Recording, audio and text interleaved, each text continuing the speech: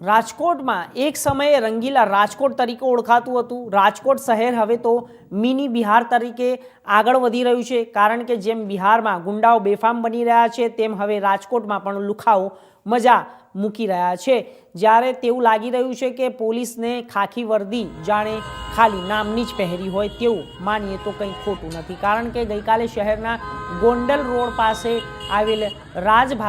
પાઉંભાજી નજીક રાત્રિના સમયે 2-3 આવારા તત્વો દ્વારા નજીવી બાબતે એક યુવક પર લોખંડના પાઇપ અને છરી જેવા ધારદાર હથિયાર સાથે હુમલો કરવામાં આવ્યો। ત્યારે હાલ સમગ્ર ઘટનાનો વિડીયો સામે આવતા રાજકોટ પોલીસની એ ડિવિઝન પોલીસ સામે પણ સવાલો ઊભા થઈ રહ્યા છે, કારણ કે રાજકોટ પોલીસને તો માત્ર દારૂ જુગાર જેવી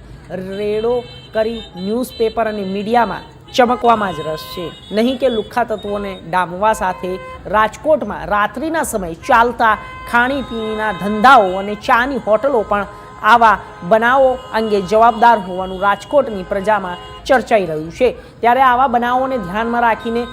રાજકોટ પોલીસ કમિશનર બ્રિજેશ ઝા અને નવા બનેલ ક્રાઇમ ડીસીપી જગદીશ બાંગરવા ગુંડાઓને ડામવા કોઈ કામગીરી કરશે કે નહીં, હવે તે જોવાનું રહ્યું।